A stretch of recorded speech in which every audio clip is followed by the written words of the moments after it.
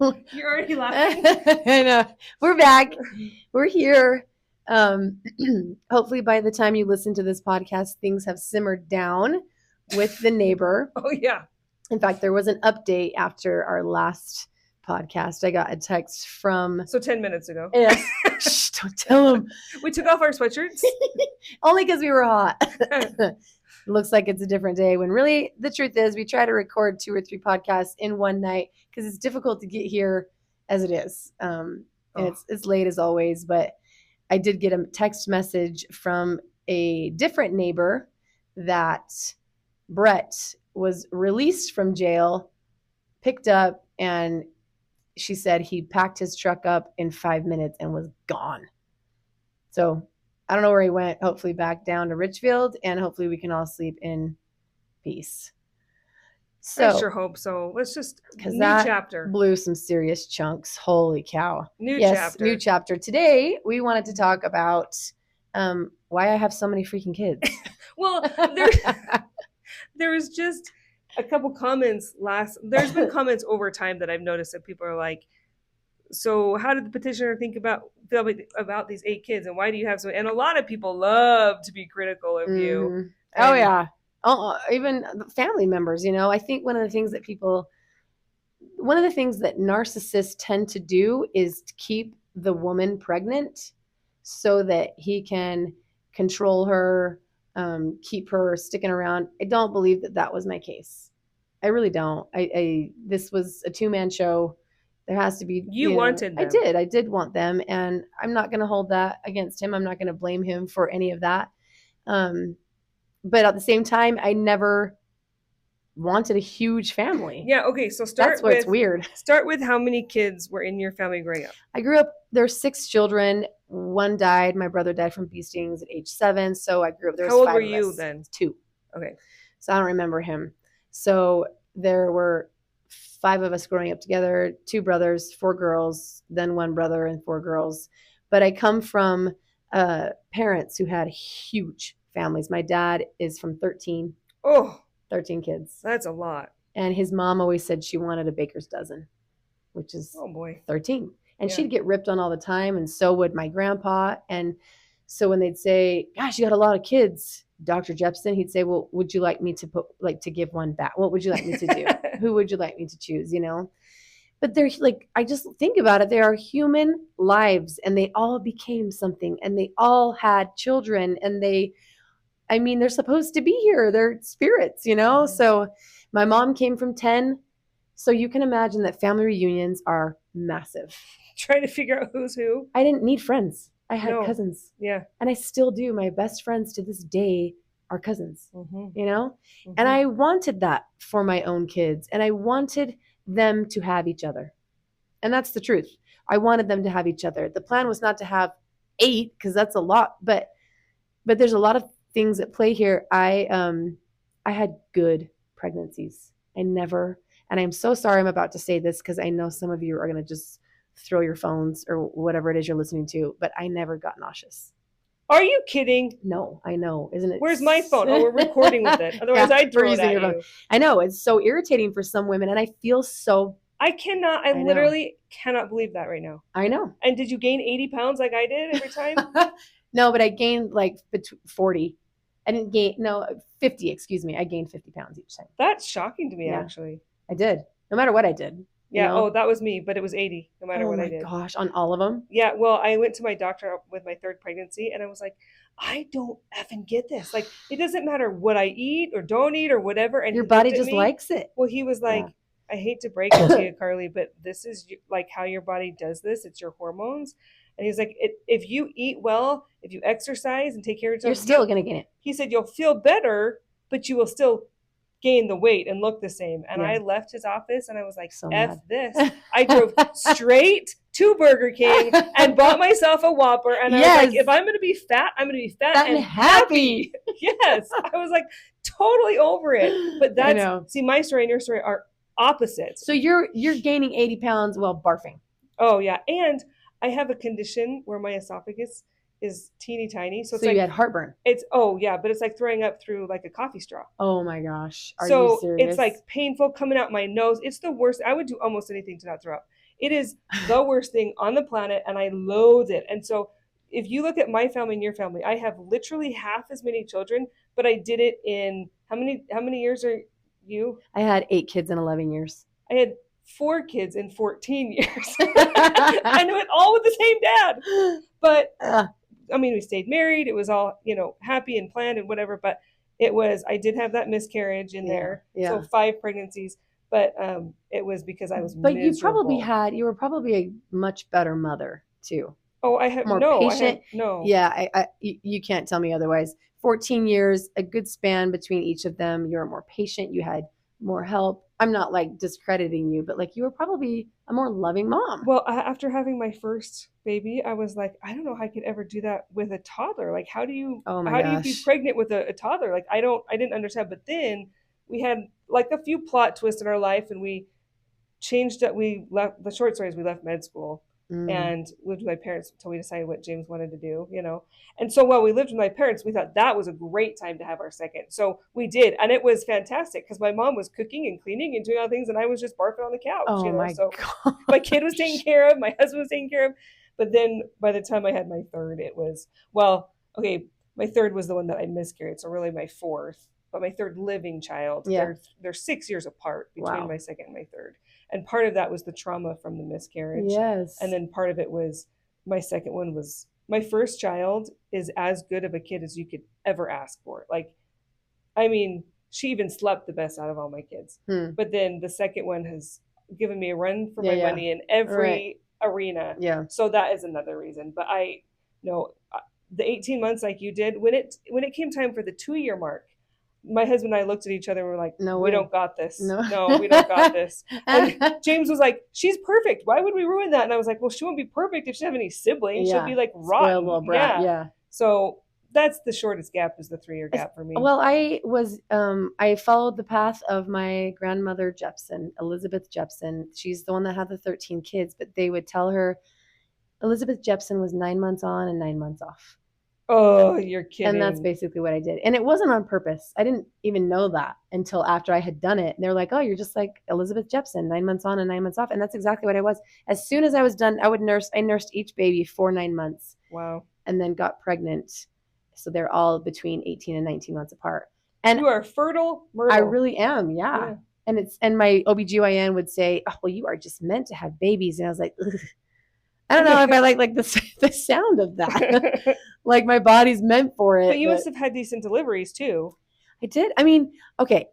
I wasn't puking and I didn't get nauseous. I didn't really have aversions. I just craved everything. I wanted to eat everything, But I did get swine flu. What? On baby number 1. I did have a kidney stone on like baby number 3. I got horrible bronchitis with baby number 2. Was your immune system just down when you were pregnant? Yeah, yeah. I don't know, but swine flu. It was like the leading up to COVID. So swine flu was big in 2008 and 2009. Really? Yeah, the pig flu. Okay. I had that, and that's when they were prescribing Tamiflu like crazy. But I got it too late. You had to take Tamiflu within like the first 48 hours. I never dealt with that. I had my first one until 2007. Yeah. Oh, so I think you had it before. Or I had her before. Mm-hmm. So, and then I had, this is on the vlog, nosebleeds, that with one kid where I was shoving tampons up my nostrils. Do the wrestlers do that? Oh yeah, that makes sense when they get bloody noses, but they wouldn't stop. And then if it wasn't plugged in, if it was in, my nose was blocked, it was going down my throat. Oh. So then I'm like drinking blood, and I had to go to the ER and get my nose cauterized and get cocaine. What? They full on, because it's a drug, right? It was a medicinal purpose. He put cocaine up my nose to stop the bleeding. Crazy, huh? It's like this super small dose, but like that's how they stop the bleeding. In fact, they asked me if I was doing drugs because I have no septum either. What? Yep. Fun fact, I can take a noodle and go like this to my nose, like dental floss, and put it through like a bullhorn. I can't have a bullhorn because I have no wall right here. What? Bull ring. So I am more susceptible to like nothing stops. I can't use a neti putty. the thing that flushes your nose out. Oh. Because it just goes out the other nostril. Anyway, we're getting so off topic here.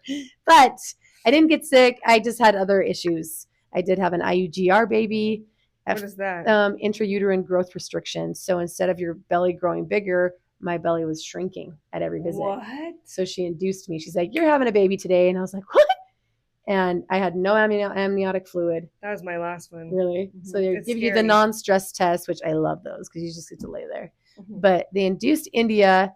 So she came out as a only 2 days early. Oh, okay. So she was 40 weeks, but she was 5 pounds. Oh, yeah. That's how big were your normal babies? I mean, I still had small babies, but 6 to 7 pounds, but she was a 5-pounder. Yeah. My baby was big? Yeah, way bigger than that. My smallest one was 7'3". Oh, Carley was shredded. No, you had C-sections. No, I had all 3 of my first ones were vaginal deliveries, and then my last one was emergency C-section. Jeez. Yeah, he had no fluid and holes in his lungs because of it, but he was at 37 weeks. Oh, so he was early. So India was 40 weeks. Like she was 39 and 8 is what they say, right? 39 and 8, yes. Or not 8. Well, 39 and she was 2 days early than 5. Yeah. 39 and 5. I'm thinking 8. And so when she came out as a 5-pounder and the placenta was like calcified. It was like had formed into a bowl. So it wasn't soft and mushy. Oh my. Because it was dead. Yeah. She's like, your placenta is toast. So she's like, that's why we ripped her out, because she was getting nothing. Wow. No nutrients. Anyway, that's beside the point. I had 8 babies, 9 months on, 9 months off. My freaking boobs were like in and out and in and out and in and out. Oh my gosh. It was like a balloon inflating and deflating and inflating. And it hurts.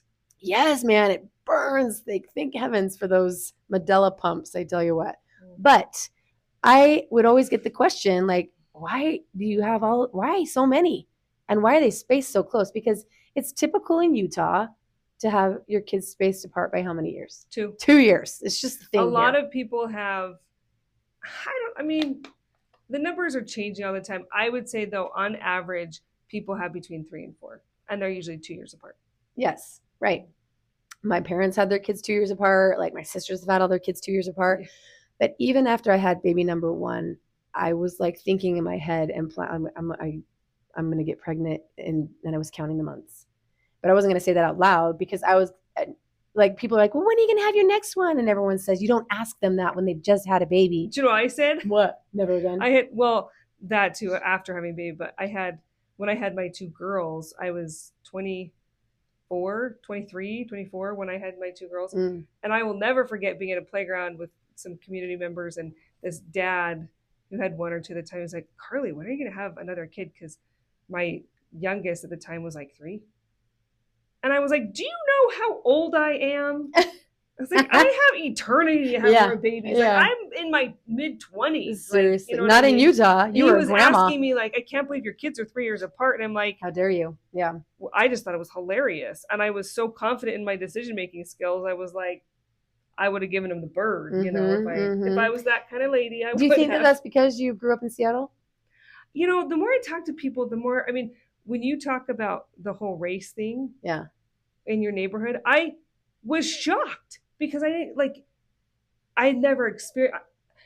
There are things like experiences with men in the church and, the men and women dynamic where people are talking about like patriarchal abuse and things like that, or with racism and stuff. I never saw it. I never, until relatively recently, I had never in my own personal life experienced anything of that sort. And then hearing you with the racism, I just... In your defense, I didn't ever experience racism or hurt. I didn't ever hear it either. The way that we grew up with, men of honor and women that are my mom she is incredible. And so that's just not the kind of people that we were around. Yeah. And so I just thought people were blowing hot air. Like, that doesn't happen. That's like, so decades long ago or whatever. Yeah. And to hear this stuff now, it's really disheartening because I think in my hopeful heart, it had all died down, right.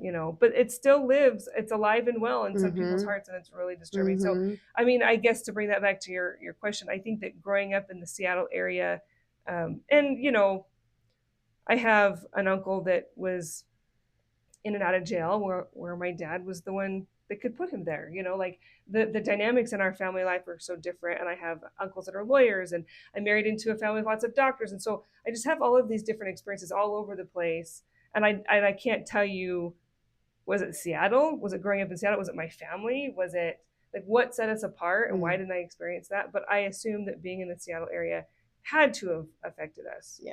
It just, and the culture in Utah is very different in that, like in Seattle, at least the part that I grew up in, you don't know your neighbors that well. Yeah. There weren't a ton of kids around. There's not, because kids make you friends everywhere you go, right? Like they kind of force you to know your neighbors. They force you to talk to because you need like a mom for playgroup, or oh crap, I need a carpool. Can you pick up? Or you have to go apologize for something your kid did, or whatever it is, right? So it's like they make friends for you, but just the distance between houses and all of the things. Where I grew up, there's a lot more space. And in Utah, you go to school with the people you go to church with, you play soccer with the same people. Like every activity that you do, from religion to sports to school and everything in between, it's all the same people. And there's a lot of us, friends, sisters, cousins, where you try to line up your pregnancies. What? Yeah. So that they'll have friends. You're because like, well, we're best friends with each other, so we want our kids to be friends. So they'll. You guys did that? I mean, yeah.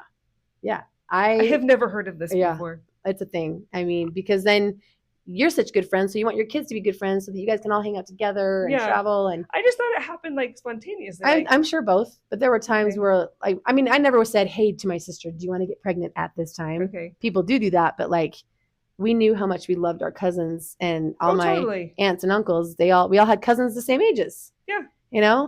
So I had a crap ton of kids in a short amount of time. And I remember my aunt saying to me, "Julie, why you have so many kids so close together? Why?" And I was like, "Aunt Barbara, you have 9. Why are you criticizing me when you had 9?" She's like, "Well, I didn't have them as close together as you did." I was like, "Please." Well, and I said, "Yeah, but I said, when did you have your first baby?" She's like, 20. And I said, "Well, when did you have your last baby?" And she's like, 42. Oh. And I'm like, I'm not going to have babies for 20 years. No. I would rather be in hell for 10. Yeah. And then be able to breathe a little bit, but not be in hell for 20, with the toddler phases and the newborn phases. Yeah, I'll tell you what, when people ask my husband, "Do you feel old having your kid go to college?" And he's like, "No, having a 3-year-old makes me feel old." Because when you're our age and you have young kids, like nothing makes you feel older. Like I am incompetent in this stage of life. Like, I'm too old for this. I already had mom brain. You cannot be back again. Oh my gosh. We're ready for the college kids. We're not ready for the 3-year-old. Yeah. So. And my friend that had babies like in her super early 20s is free as a bird now because her kids are in their 20s. Yeah. Isn't that wild? She's living life. And I'm like, I have a 4-year-old.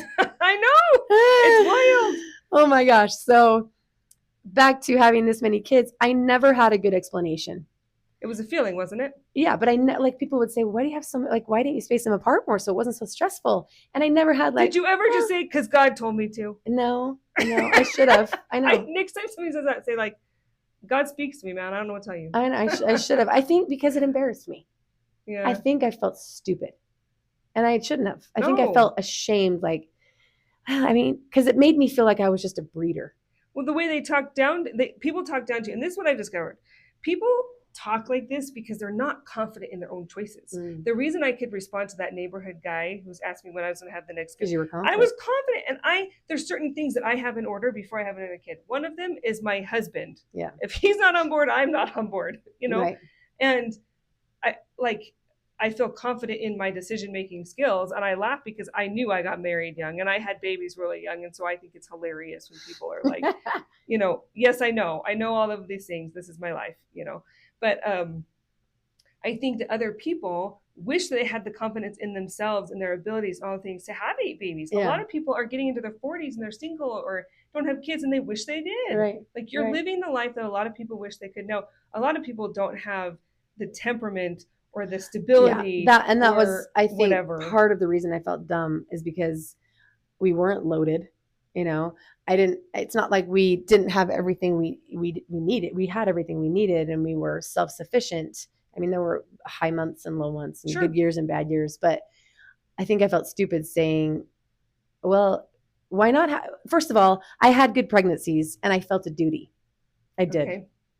And maybe that's wrong, but I felt multiply and replenish the earth. Really, it's serious. Like I felt like it was a duty of mine, not an obligation, not like you should, but I felt like I was blessed with an able body, a capable body of holding pregnancies and still functioning. Did you ever have a miscarriage? No. 8 pregnancies, no miscarriage. And my water never broke. Wow. That thing had to be popped every time. You really were. I got membranes of steel, baby.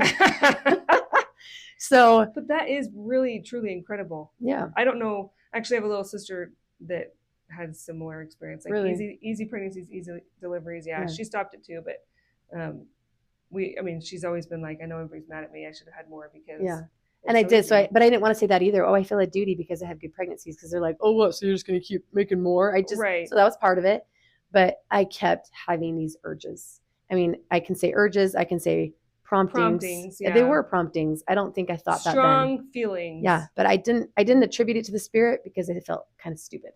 Like, well, I'm married to a musician and we're biracial and we don't have a ton of money and you're going to have another kid. Well, that's a lot of pressure on him, Julie. Like, what are you doing? You're just now it's making it more difficult for him. Well, as though it didn't take him. Like he wasn't on board. Come on. I know. So I didn't want to get into it. And I would just say, I don't know. Oh yeah, no, you don't want to talk about it. I mean, because all these deep thoughts. It's like yelling with your neighbor though. What are you going to get out of it? Right. So I just say, I don't know. You don't know anybody. So I would just say, I just can't keep my pants on. Okay. I would full on say that just to get out of the situation. I like sex. Okay. I would say those things just to like get and I don't know how babies are made. Oh yes. Those comments. You know how babies are made, right? Oh my gosh. Those are the worst. So I would just throw it back in their face. But even in my in the deepest parts of my heart, I'm like, why don't I just wait 2 years? But then I was on a roll and I had 3 or 4 already 18 months apart. And I didn't want the next one to be 3 years apart and be like so far down the line. Yeah. But I just never really knew why. You just felt like kind of like starting this podcast, like this fire. Mm-hmm. You just knew you had to do it. And I knew that I always was jealous of those stories because it's a burden for women to decide when they're done. It's hard to hold and figure out. It was for me. It was because really you're dealing hard. with godly things and celestial things. It's a responsibility. Yeah. Like it is a privilege, 100%. It's absolutely a privilege, and we're lucky.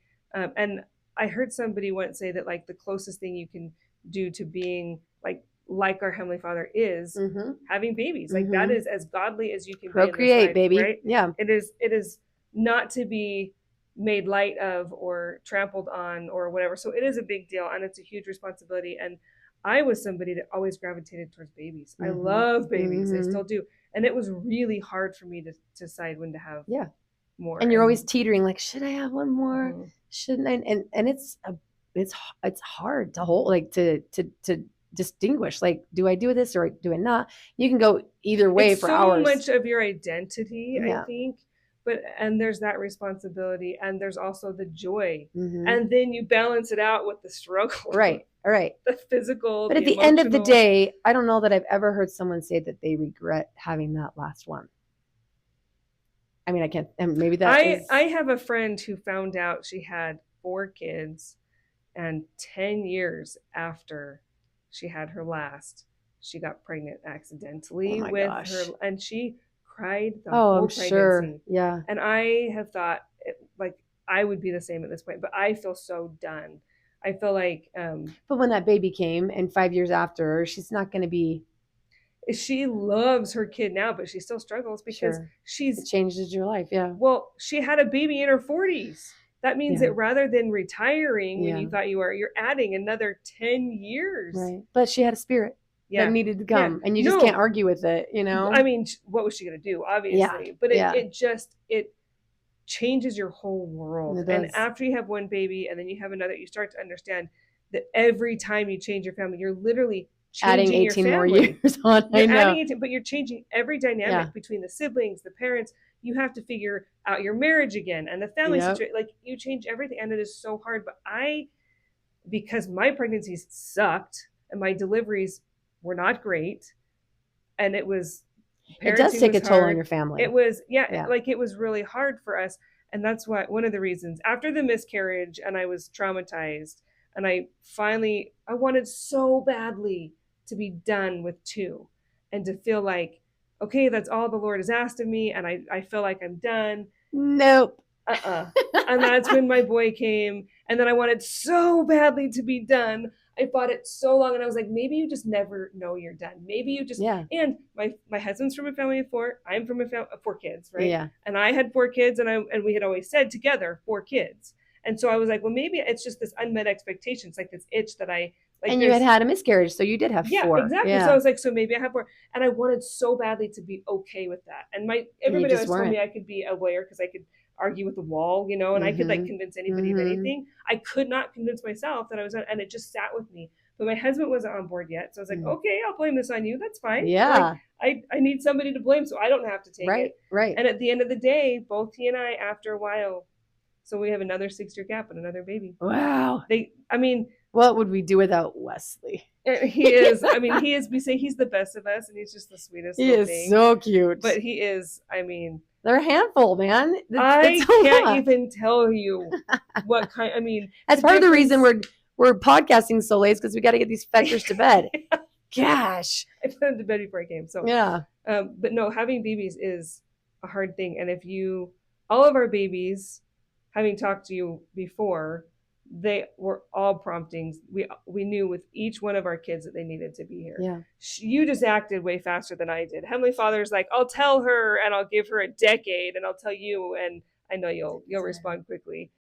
I did have a dream, and like I said, I always got jealous of the women. Like, I just knew I was done, and I'm like, ugh. I know I was jealous too. You hate that, yeah. I was like, I want that, because it's not some bolt of lightning. Like, yes. Oh, you're finished. I didn't want to make the decision. And then I hated when people would say, I just knew there was another one up there, another spirit, and I was like, why am I not getting that? Uh-huh. But I did have a dream that I was holding a baby girl with brown hair. Obviously, it was brown, but I saw myself holding her, and I named her Naoma. In my dream. Really? Yeah. So Kenya comes along. I know I need to have another baby because I'm in the hospital with Kenya, and I'm like, oh, I gotta have another one because I was dreaming of Naoma. And then number 7 is a boy, and I was like, oh, damn you. I was like, oh no. So I knew I had to have another one, and I was discouraged because that's a lot of, my body was wrecked. Yeah. Yeah. So.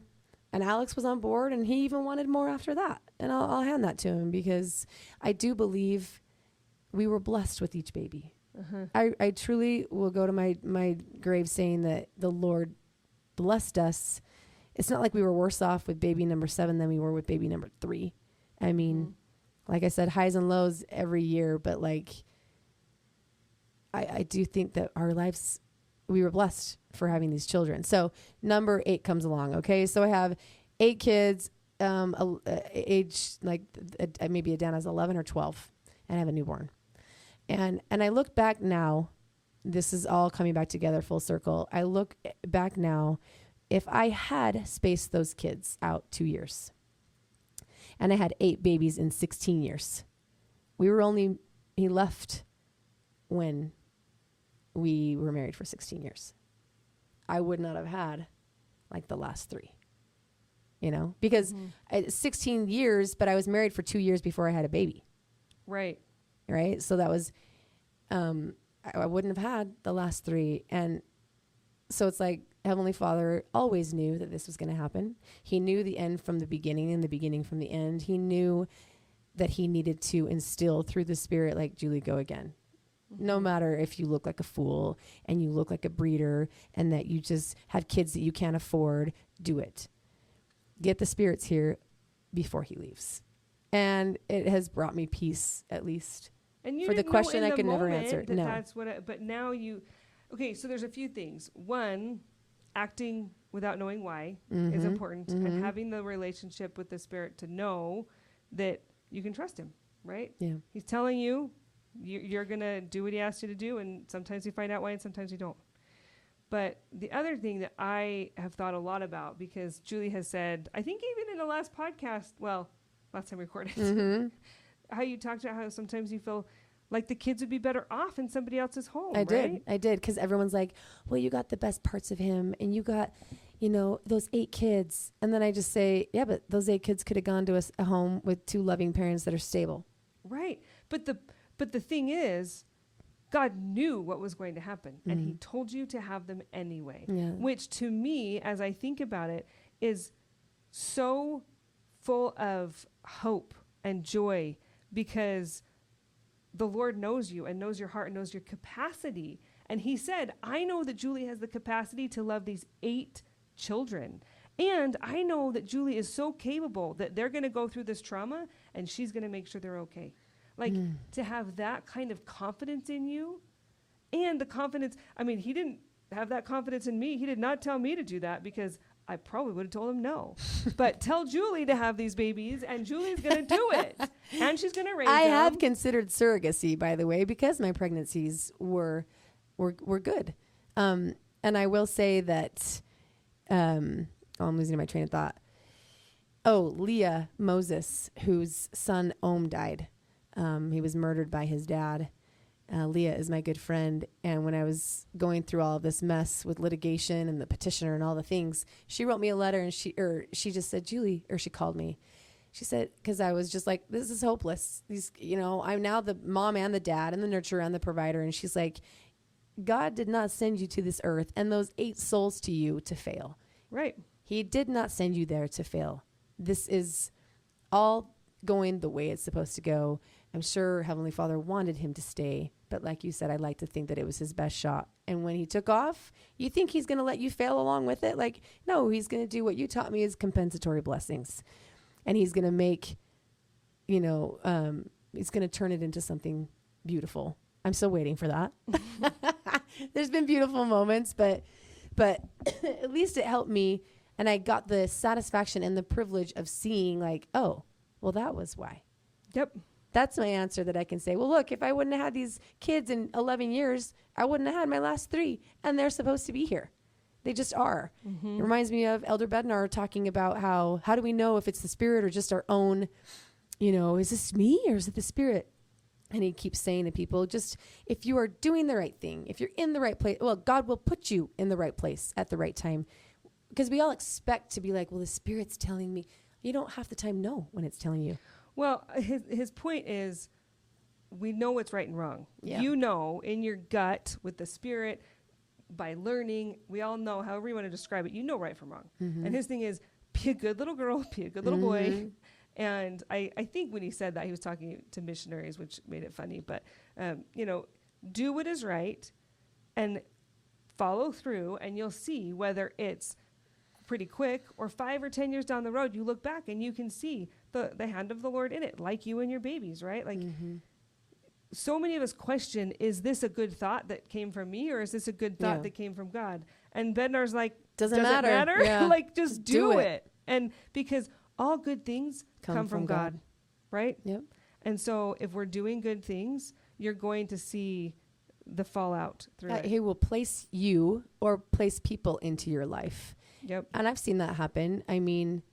I remember sobbing downstairs when I had received a text from the petitioner telling me some things, and I just broke down in tears and was pleading for the Lord. Just, I need something, and I need it right now. Like, I am, in my patriarchal blessing, it says you will receive, what you need in the very hour that you need it if you come to me with faith and confidence and a broken heart and contrite spirit. And I'm like, I'm broken, I'm contrite, please. And the door knocked. And I was like, what the heck? I'm crying here, And I went upstairs and I looked through the little peephole, and it was the sister missionaries. And at first I was like, ugh. But then I was like, no, Heavenly Father just sent them to me. Yeah. Just a little love tap, little nod. I see you. I let them in, and I let these sisters know. I was like, I just want you guys to know you were led today. I needed someone to come and pray and tell me that I was a daughter of God and that he was aware of me. And they were like, really? Because this is not our usual route, but we just thought we'd stop by, and we had a missed appointment, and I wanted them to know that they followed the Spirit. Yes. And I needed to reconfirm to me that he was aware, that I did need a little hug the celestial hug, you know? And you can look at tender mercy. So I've talked a lot about my miscarriage, and the way that I made it through that miscarriage was from one tender mercy to the next. I had a friend of mine describe, she grew up in Vegas, and she used the Vegas heat in the summer, and how, like, if they were at the pool, they would be barefoot and they would jump from one shaded spot to the other shaded spot, like try not to burn your feet around the pool or whatever. And she described that as these tender mercies, and that sometimes those are the tender mercies in your life, that you're just like hanging on for dear life in the freaking heat of the sun. You're gonna burn to the ground, and you just have those shaded moments where you can take a breath. It's a reprieve, you know. And so I think those are tender mercies. But I also think that to go a little bit more into compensatory blessings, the idea of compensatory blessings is that what isn't fair and right, the Lord makes fair and right. And you know, when you have, like, I have found myself wanting to have deeper conversations than I can have sometimes with my spouse, and for various reasons. And the Lord will send me a good girlfriend that wants to go deep, real hard, real fast. And it's exactly the conversation that I needed to have.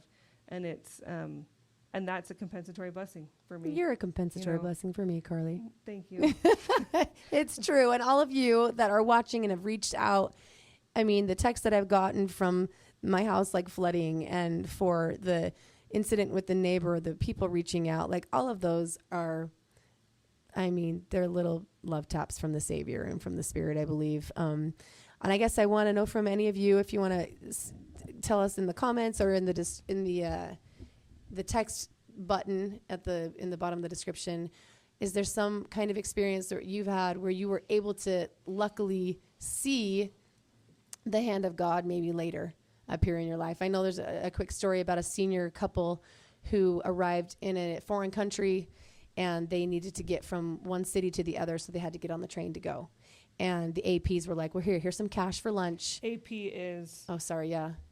Is an assistant to the mission president. So they were kind of leaders, missionary leaders. And this senior couple, they were, in their 60s or 70s serving, but they had just arrived in the country.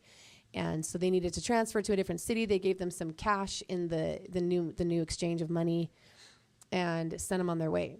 Well, the train was like hijacked. I don't know by who or by what, but they had weapons. I might be getting the story totally wrong, but the point is they were able to buy their way out of getting kicked off the train or getting captured. Whatever it was. They used the cash from the missionaries that was supposed to be for lunch, for a meal, gave it to the hijackers, and they were paid off. So they were safe. They made it to their destination. And those missionaries just thought that they were giving some cash to the senior couple to buy some food in a different country. But luckily, these missionaries were able to find out later, like, no, that money saved us. Saved our life. Yeah. And that doesn't always happen, where you get to see, like, oh, well, that's why we don't always, and that's where faith comes in, and that's where trusting in God comes in, and it is a lifelong process. What's your story, though, that you had on John Deloney?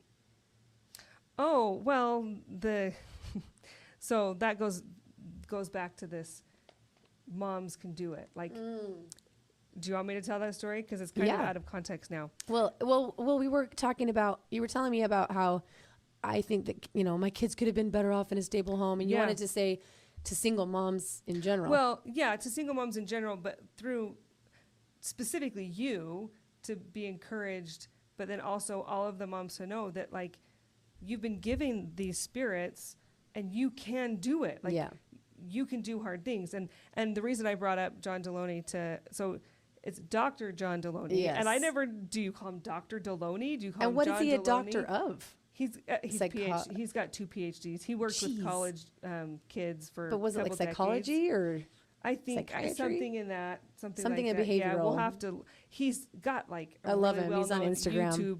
Yeah, well, he's on Instagram, but he's got a YouTube series and a radio. He works for Dave Ramsey. Oh, okay. So he's like a big deal. Yeah. And he does all these call-in things. Anyway, he was telling he's got this great mom, advice. Incredible advice. Yeah, and he's got 5 years of content, so you'll never be bored if you look up Dr. John Deloney. But he had a mom call in that is in an abusive relationship, and she's trying to figure out how to have a career after 15 years of a stay-at-home mom. And I love how he just stops in anybody he's talking to. He stops them in their tracks to sit with them, to validate them, to love them. He always says, how does that feel to say out loud? Yeah, he does say that, yeah. And he'll just say, I want you to hear this. And then he'll say something, but he says to her, you have what it takes, you are enough. And he says, our society is backwards and treats stay-at-home moms like, incompetent fools when it's really the opposite. And he said, you have every skill you need to go and kill it in the workforce. He says, you'll make mistakes, we all do, but you can do what it takes. And I feel like, and then he talks about his own mom and how she was a stay-at-home mom and she wanted to get back into the workforce. And so she started as like what do you call it? He says that she went to work at a church, like creative craft room or something. And she just organized that room or something. He's not very clear, but his thing was, it's a minimal job, minimal hours, not a hard job. Well, fast forward to today, and she's been teaching at Oxford. She's in her 70s. She has a PhD, and he just talks about how she started in that small job and moved her way up, and she started taking one class at a time at a community center. And then she ended up with this job. I think he said something about Enron, like a big company, and then she ended up teaching. She succeeded. She succeeded in a big way, and she did it. It's like, how do you eat an elephant? One bite at a time, right? And my point with that was, your kids are not better off with other people. You do have what it takes, and you have to know that God has all the confidence in the world in you. That's why it's not a little thing to have babies. It's a big thing to have babies. There's nothing more... there's no greater purpose in this world than to raise children. Yeah. I believe. Yeah. Right? And so if God trusts you with those spirits and you've raised however many kids to however many, to whatever point you're at, you're competent and capable. And I think it gets hard for me to watch women feel like, they call it all the time to Dr. Deloney, saying, I don't know how to do this. I don't know how to be on my own. I don't know how to raise these kids. And I've watched you. It's hard. The scrappiness, the creativity, all of the things that go into it. You have no freaking clue what goes into being a single mom until you're there. Yeah. It is so hard. But his point is, so what? Yeah. You can do hard things. And that's it. It's like, a lot of people come from these situations where they've been abused. Yeah. I was raised by a dad who literally told me I could do anything I wanted to do. You name it, you can do it. That I just felt like I was the prettiest, most capable person on the planet. Unstoppable. Yes. My dad made me feel unfreaking stoppable. And I have a mom who is unstoppable. Yeah. And so that's my reality. But a lot of these women, they are not, whether or not they're raised in it, they're married to something that tells them otherwise. And I think it's so important that women know that it's actually the opposite. They can do anything. I hope you guys are all hearing this, especially for you moms out there and for you single married moms, that we're not here just to be mothers. Is it a role? It's not all that we are. It's a role. It's a responsibility when we become mothers. But at the same time, it is, even if it is all that you are, the point is not whether or not you're a stay-at-home mom or you're working. They are so important, but you're valuable and capable no matter where you find yourself. A lot of people... 1 kid or 10 kids. Or no kids. A lot of people say, I don't want to have kids because I don't have what it takes to raise kids. A lot of people nowadays, our birth rate is quickly declining. And part of it is because people don't want to have kids anymore. It is... So I think we have to be careful when we say we're only a mom. No, being a mom is a big freaking deal. Yeah. And I'm so grateful to have done it. But on the other hand, if I was in a situation where I needed to be a provider, I also need to know that I can do that. Yeah, that's what I mean by you're not just a mom. Yeah. Like, we are mothers. And the right? and principle. Or if it's the other way around, I am a freaking badass CMO or CFO or whatever you want to be. And I can also be a mom. But the hard thing is our society says you can have it all. And the truth is you can have it all, but not at the same time. It's true. Because so something has to give. Right. And so what you're feeling is, I was a kick-ass stay-at-home mom, And now I feel subpar in both the provider and the mom. And that's where it's hard. And then, because, I'm a failure. Right, exactly. You go from, it's like you're throwing the baby out with the bathwater, right? Exactly. So you have to get to this mentality where, like Dr. Deloney said, you will make mistakes, but you will also succeed. And if you're thrown into this world where you are forced to choose both, I'm very lucky I chose one so far. And so many of us did and just got thrown, a curveball. So now I don't want to say you're not choosing both, because you do have to choose both, because you can choose to do one, and then where are you? Right. You have to get up every morning and still choose to be the provider and the nurturer. But you can do it. I can do it. And you know what? This is why we have conversations with Carley. This is why she's here. I guess the wisdom and I just consume a lot of content. Yeah. I watch a lot of Dr. Deloney. Well, you're getting it right here. You guys, you're meant for more. You can do capable, hard things. Yeah. And I think that's one of the things we wanted to portray most in this podcast, is that we can do this. We are powerful women. Yeah. Like, not only are you loved by your Heavenly Father, but he looks down and he says, I know you can do this. I know you've got it. I mean, you have everything that you need. And if you don't have it, you can learn it. Or he will send somebody to help you. And just be a good girl. Be a good girl, and you will be in the right place. I would say the last piece of advice that I would give is, I was at an activity once where they had a linear timeline where they said, write on this timeline different times that you've felt the Spirit, or experiences that you've had with the Spirit, and see how it all unfolds. And I would encourage people to look back in the last 5 years, or when you're having kids, and look at it and say, I do see the hand of the Lord. I do see how this was inspired. I do see, just leaving my house tonight, Julie was a little bit more behind than she thought she would be, and I end up leaving, and as I'm leaving my neighborhood, I watch these two nincompoop 14-year-old boys on these electric bikes hit each other, and I think one of them may have a concussion. And I was the first one on the scene, and so I had to stop, and I put my car in the road, so it's dark, and they can't be seen, and one of them's laying on the ground saying, I'm not okay, you know.